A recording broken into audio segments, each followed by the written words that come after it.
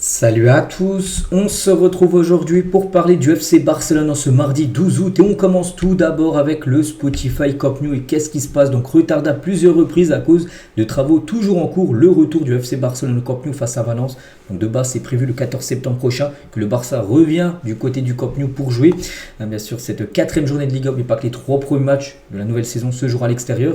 Normalement il y aurait un retour, ça pourrait de nouveau être repoussé cette date de retour du côté du Camp Nou. Qu'est-ce qui se passe? Donc selon certains médias espagnols, plus de 200 défauts auraient été détectés.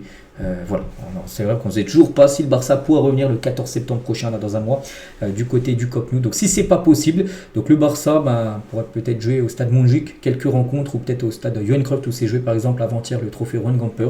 Mais c'est que c'est quand même un souci, quand même ce Spotify Camp Nou par rapport aux travaux. On continue, on va parler aussi d'un match, on en a parlé hier et ce Villarreal FC Barcelone va bien se jouer du côté de Miami et officiel. La Fédé espagnole de football demande à l'UEFA de délocaliser Villarreal Barcelone à Miami. Donc la rencontre comptant pour la 17e journée de Liga est prévue le 21 décembre prochain. Pourrait donc se jouer aux États-Unis. Pour l'instant, c'est pas encore officiel. On peut voir que c'est marqué officiel là, mais c'est la Fédé qui demande à l'UEFA si c'est possible en gros de faire jouer cette partie-là du côté des États-Unis à Miami. Donc ce serait une vraie première. En gros qu'un match de la Liga se déroule dans un autre pays, même un autre continent, donc en Amérique. Donc on saura très prochainement si le Barça va jouer cette rencontre. Et à noter pour le Barça, financièrement, c'est quand même plutôt pas mal. Donc le Barça pourrait gagner entre 5 à 6 millions d'euros lors de ce match contre Villarreal à Miami. Parce que bien sûr le Barça va toucher quand même un beau chèque. Pareil pour Villarreal. Bon après, financièrement c'est bien. Après bien sûr pour l'état de santé des joueurs, c'est pas super. Faire un long trajet en avion jusqu'aux États-Unis pour aller jouer un match. Puis faire le chemin retour 2 heures après la fin du match. C'est une bonne nouvelle, mais bon, financièrement pour le Barça, les gars, ce serait bien sûr une grosse rentrée d'argent. La une aujourd'hui du journal Mundo Deportivo, donc Flick choisit son 11 et on peut voir tout simplement un 11 en gros, c'est par rapport au premier 11 pour la semaine prochaine, donc samedi, vous savez, le Barça joue contre Mallorca et un de ses Flick devrait faire jouer ce 11 de départ lors de ses débuts en championnat contre Mallorca, donc samedi. Donc, Juan Garcia, titulaire, après qu'une petite étoile à côté, c'est marqué. Donc l'étoile, si bien sûr, il est inscrit. Pour l'instant, il n'est toujours pas inscrit auprès de la Liga. On espère que aujourd'hui, demain, jeudi, vendredi, peut-être samedi, juste avant le match, il y aura l'inscription. Parce que pour l'instant, il ne peut pas être inscrit. Pour l'instant, ce serait plutôt Inaki Pena ou Chesney, peut-être qui golerait. On espère que ça sera Juan Garcia, donc Balde, Cubarsi, Arrojo, Koundé ou Eric Garcia. Il y a un doute par rapport aux deux. Donc Pedri, De Jong, Fermin Lopez, Rafinha, Lamine Yamal et Ferran Torres. N'oubliez pas que Lewandowski il est blessé. C'est vrai qu'on a pu penser aussi à Rashford, mais Rashford, pareil que Juan Garcia, pas enregistré pour l'instant Rashford. Donc voilà, ça pourrait être ça, ce 11, le premier 11 pour un match officiel pour cette nouvelle saison. Et notez que les billets pour Mallorca, le match le Mallorca qui accueillera Barcelone ce samedi lors du premier match de la Liga sont maintenant tous vendus. Voilà, pour cette rencontre contre Mallorca, tout a été vendu pour cette rencontre qui se jouera à guichet fermé. Et l'inscription de Rashford pour le premier match de championnat contre Mallorca est très incertaine. Ça se peut qu'il ne puisse pas jouer parce qu'il ne pourra peut-être pas être enregistré. L'inscription de Juan Garcia est la priorité. Si tu peux enregistrer un des deux, mais ils préféreront enregistrer le gardien Juan Garcia plutôt que Rashford qui peut être remplacé par Ferran Torres. Bon après on se dit c'est la même chose avec Juan Garcia, il peut être remplacé par Chesney. Mais voilà, on préfère à Barcelone enregistrer plutôt Juan Garcia en premier que Marcus Rashford. Donc c'est pour ça que Rashford, il y a des risques en gros qu'il ne puisse pas jouer à cette première journée. Après, peut-être ça se peut qu'il y ait une solution qui soit trouvée dans la semaine. Et comme je dis, le grand doute comme dans Hansi Flick pour le premier match aussi, c'est soit Eric Garcia ou Jules Koundé défenseur droit. On ne sait pas trop qui mettra titulaire pour cette première rencontre sur le poste de latéral droit. N'oubliez pas que le Barça comme a été une grande réussite. Voilà, lors de la tournée de pré-saison, 20 buts inscrits en 4 matchs. Le dernier match là, contre Como, il y en a eu 5. Le match avant, une victoire 7-3, donc 7 buts marqués. Donc 20 buts en 4 matchs, ce qui fait une moyenne de buts par match de 5 buts. Le Barça, oui, est en forme et heureusement que cette nouvelle saison commence. Maintenant, il faut le montrer en match, bien sûr, officiel, tous ces buts marqués. L'autre une, donc je vais parler de la une Mundo Deportivo. Ça parle bien sûr que Flick choisit son 11 pour le match contre Mallorca. Et l'autre une, donc sport, projet de signature et en gros plan pour les signatures. Qu'est-ce qui se passe? On apprend aujourd'hui en gros que le mercato estival est terminé pour le FC Barcelone en gros. Donc le club ne recrutera plus de joueurs et ne vendra plus non plus. Voilà, normalement, l'équipe Hansi Flick est satisfait de son effectif. Il veut plus de départ, mais il ne veut pas non plus d'arrivée. À part vraiment, ça se peut qu'il y a toujours un départ surprise. On ne sait jamais. Dans le foot, le mercato, on sait que des fois ça va dans tous les sens. Mais normalement, pour l'instant, la priorité serait maintenant d'enregistrer les joueurs. Parce que oui, c'est bien de recruter, il faut les enregistrer. Pour l'instant, tu as signé 3 joueurs qui sont toujours pas enregistrés. C'est pour ça que maintenant, l'objectif, c'est bien sûr d'enregistrer les arrivées. Et la fenêtre de transfert, comme j'ai dit, personne ne vient, personne ne part. Donc voilà, normalement le mercato est officiel, est terminé du côté du club.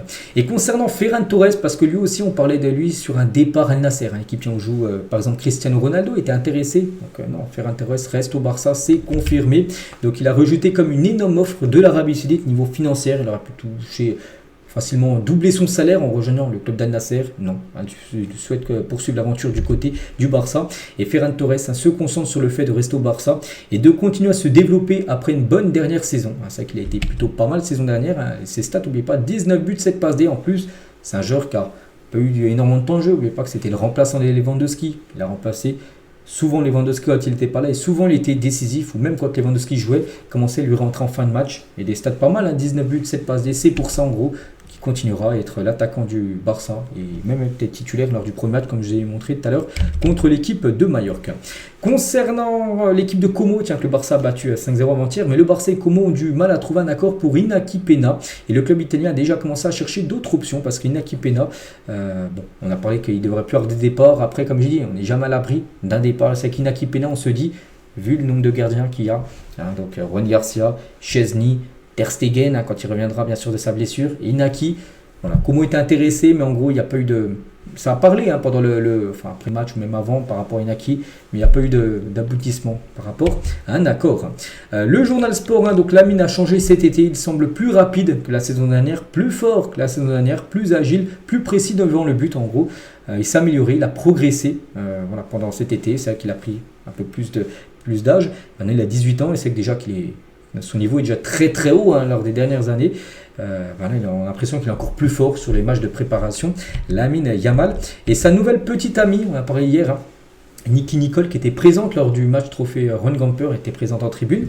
Et la nouvelle petite amie de Lamine Yamal est originaire de Rosario en Argentine comme Léo Messi, qui est originaire de Rosario, donc elle aussi, elle vient de cette région en Argentine, la nouvelle petite amie de Lamine Yamal.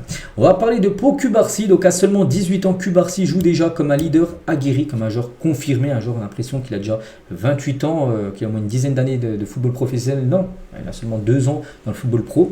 Donc avec le départ d'Inigo, il est le candidat idéal pour le Barça de Flick, calme, précis et intrépide. Sa démonstration lors du trophée Ron Gamper contre Como l'a prouvé. Un autre Golden Boy sans plafond. Donc les supporters du Barça ont vraiment de la chance. Voilà, encore un énorme profil en gros, un énorme crack en gros, va peut-être faire encore une grande carrière du côté du Barça avec bien sûr Pau Cubarsí. Un autre journaliste il a dit quelle Barcelone terrifiante, il revient sur le match de Como. Bien que Como soit devenu une équipe de grande qualité, le Barça a fait peur. L'équipe italienne est tombée dans le piège du hors-jeu 5 fois en 11 minutes. C'est que ça c'est une spéciale bien sûr dans le Flick, mettre la ligne défensive très haute pour que les attaquants adverses soient hors-jeu souvent. 5 fois en 11 minutes ils ont été hors jeu quand même l'équipe de Como, donc ça sera encore une spécialité tout simplement du Barça saison prochaine, de jouer très haut pour mettre les attaquants adverses hors jeu. Ça a très bien marché lors du dernier match et Fabregas, l'entraîneur de Como, gérerez-vous un jour le FC Barcelone, lui qui a joué au Barça, un Xavi, plein de joueurs les gars ont joué au Barça et ont entraîné le Barça dans la suite, donc il a dit la route est très longue, je n'ai que 38 ans et il y a 2 ans je joue encore, donc il a dit, il n'a pas dit oui, il n'a pas dit non, mais on pense que dans sa tête, bien sûr, ce serait un rêve pour lui d'entraîner le Barça, mais pour l'instant, il va déjà faire ses classes du côté de Como, et dans le futur, on verra s'il viendra entraîner le FC Barcelone. Et on finit aujourd'hui, les gars, avec le Barça, qui a officialisé de nouveaux Peñas. En gros, c'est de nouveaux, des centres, pas des centres de formation, mais des académies. On va plutôt prendre ce mot-là, c'est académies de football, dans le monde entier. Donc, il y en a une en Honduras et une au Mexique. Voilà, des académies pour du FC Barcelone, et les meilleurs talents, s'il y a vraiment des cracks qui sortent dans ces académies-là, et ils rejoindront la Masia, le centre de formation du FC Barcelone. Donc voilà ce qu'il y a à dire aujourd'hui, j'espère que ça vous a plu. On se retrouve nous demain.